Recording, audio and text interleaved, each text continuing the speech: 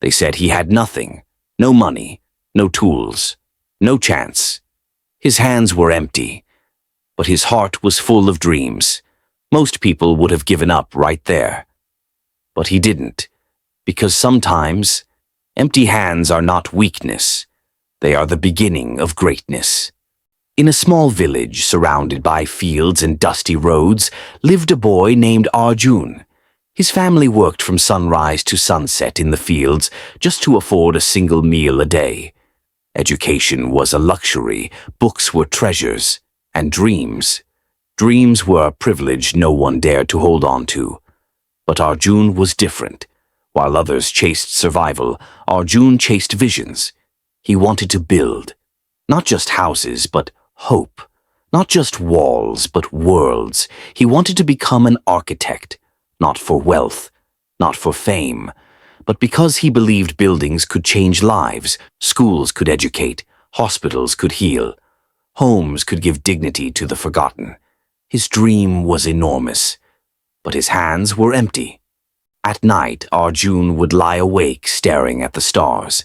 He imagined buildings rising toward the sky, their roofs touching the very stars he gazed upon. But how do you chase a dream when you have no resources? The next morning he found his answer. Arjun picked up sticks from the ground and drew shapes in the dirt. He scooped clay from the riverbank and shaped it into miniature homes. He placed stones as walls, leaves as roofs, and mud as foundations. This was his classroom. This was his laboratory. This was his world. The villagers watched. Some whispered, "Poor boy, wasting his time." Others laughed loudly. "He thinks he'll build palaces with mud?" But Arjun never argued. He never shouted back. Because he understood something they didn't. Dreams don't need permission.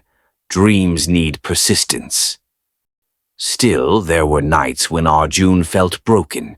He'd sit alone, looking at his muddy hands. Maybe they're right, he thought. Maybe I'm foolish. Loneliness whispered louder than his dream. But then, he'd close his eyes and see it again. The school full of laughing children.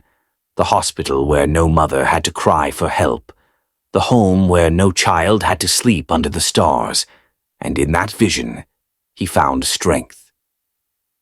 One afternoon, as Arjun shaped a clay model by the river, an elderly woman stopped. She was a retired teacher.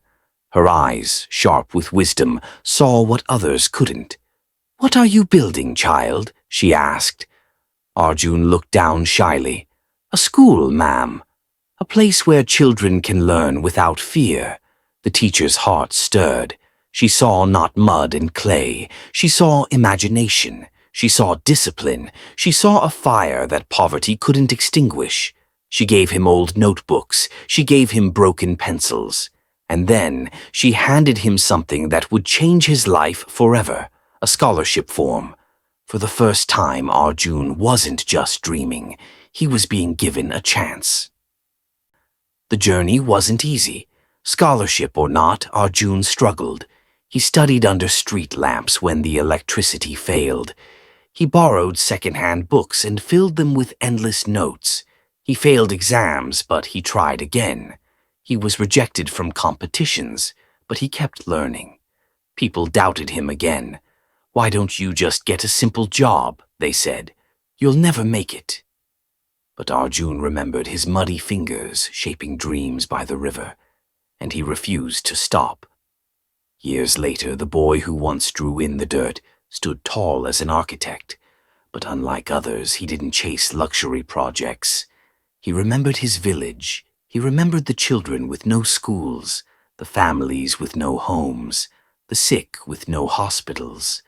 So he built schools where kids could dream bigger than their hunger, hospitals where the poor could heal without fear of cost, homes where families could feel safe and proud.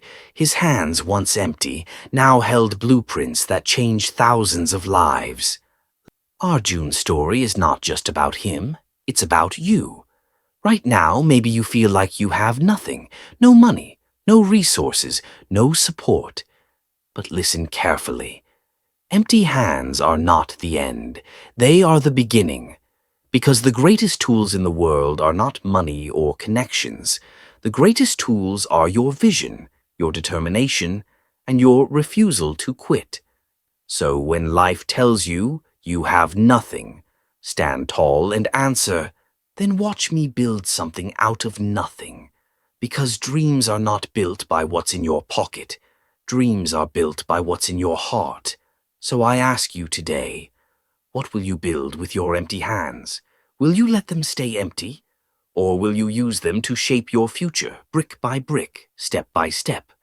Because if Arjun could rise from clay and sticks, what excuse do you have?